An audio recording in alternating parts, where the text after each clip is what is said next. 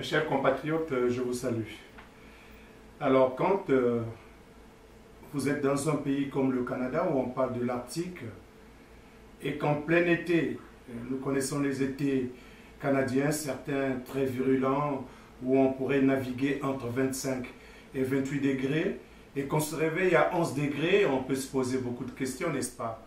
Les scientifiques confirmeraient qu'il y a la fonte de l'Arctique, il y aurait donc changement climatique.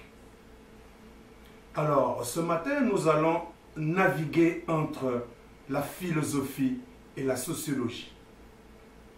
Pour cela, nous aurons besoin de disséquer entre deux hommes, faire une analyse entre deux formes de dictature, si vous voulez qu'on l'appelle comme ça. Mais ne dit-on pas qu'entre deux mots, on aurait tendance à choisir le moindre? Alors, si on me posait la question de savoir à moi, entre Idriss Déby et Denis Sassou, quel serait mon choix? Et bien sûr que je ne réfléchirais pas du tout. Mon choix serait définitivement Idriss Déby, au rejet de Denis Sassou. Pourquoi? Idriss Déby, comme tout être humain, n'est pas parfait. Lors de notre dernière vidéo, nous posions la question de savoir si les coups qu'Idriss Déby a reçus dans le dos, finalement, lui ont été fatals. Non, Idriss Déby est sorti du bois, il a dit non, ces coups ne m'ont pas tué du tout, au contraire, ils m'ont assagi, ils m'ont amené à déconstruire la diplomatie, parce qu'il y eut un jour, on m'imposa une constitution, avec la confirmation que ceux qui m'ont opposé cette constitution, c'est les mêmes qui viennent m'accuser aujourd'hui. Ce même Idriss Déby qui est allé au Mali se battre au prix du sacrifice de ces hommes. Ce même Idriss Déby qui est allé au Cameroun porter l'assistance contre Boko Haram pour libérer le Cameroun, le Nigeria. Ce même Idriss Déby que si et si seulement il était entré en Centrafrique et demeuré comme il l'a fait au Mali, il aurait déjà libéré la Centrafrique.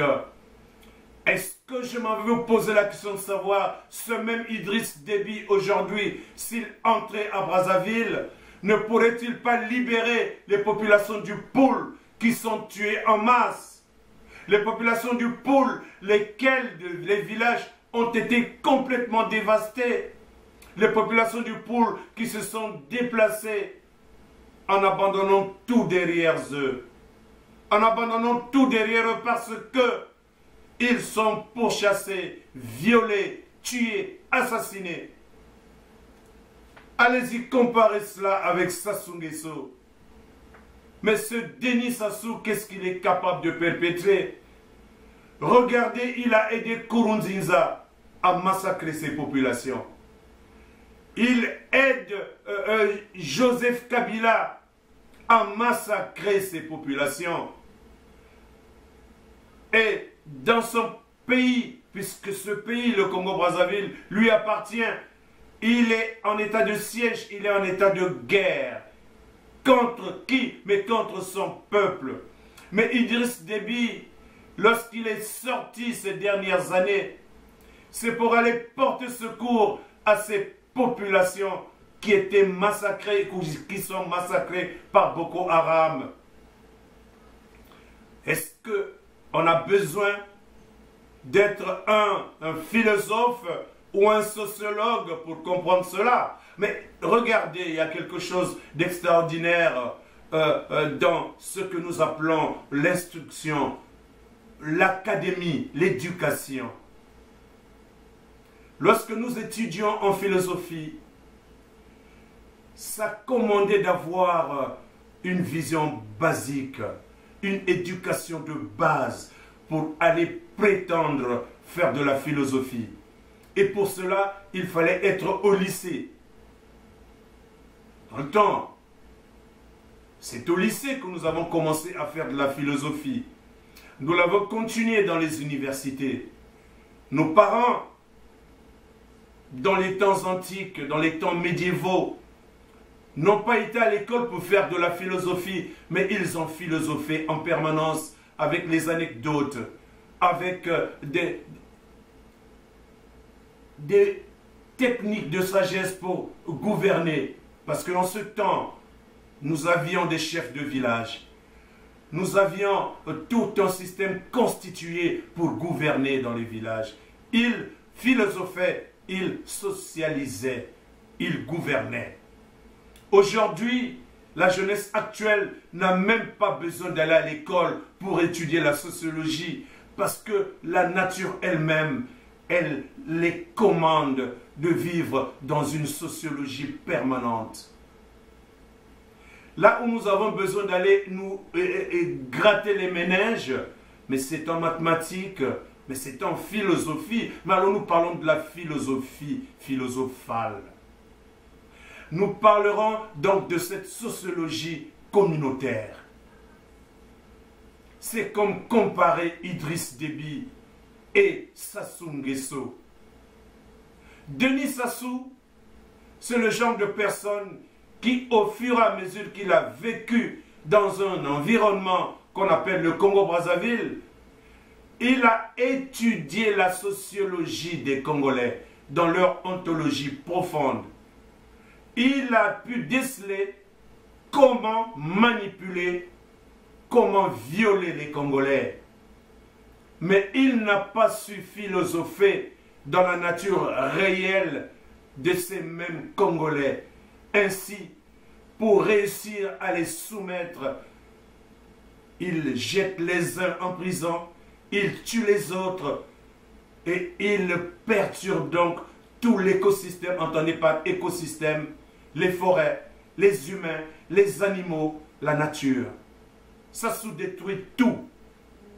Ce n'est pas le cas d'Idriss Déby. Je vais arrêter là cette comparaison non comparable. Non, faisons très attention. Lorsque nous voulons aller comparer même deux dictatures, il faut chercher la balance.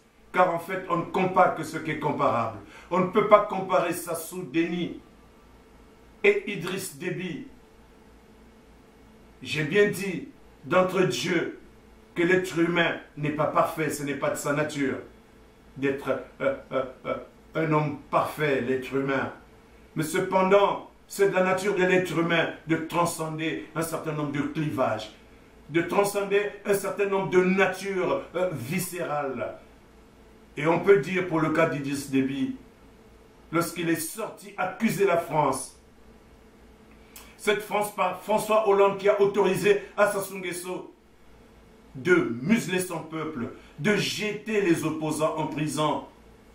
Cette même France dirigée par François Hollande qui a donné le cutus pour aller massacrer le peuple congolais, le cutus pour aller tuer, assassiner ces populations du pôle qui savent dire non lorsque ça ne fonctionne pas.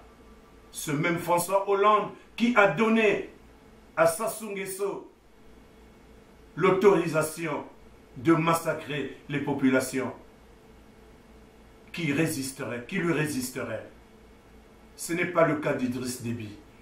Idriss Déby n'a plus tué qui que ce soit dans son propre pays. Non, plutôt, il a volé au secours des autres pays parce qu'ils étaient ou ils sont encore sous la menace du terrorisme, la menace de Boko Haram. Et au Congo-Brazzaville, Boko Haram, n'est-ce pas Sassou Nguesso? En ce cas, permettez donc que l'on essaie de comparer des êtres humains qui ne se ressemblent pas, mais des êtres humains qui pourraient, pour les besoins de la cause, avoir servi la nature, chacun à leur manière, mais un jour viendra, l'histoire rendra à chacun sa raison. La France d'une part, le Congo-Brazzaville de l'autre, et Idriss Déby avec son Tchad au milieu. Je vous remercie.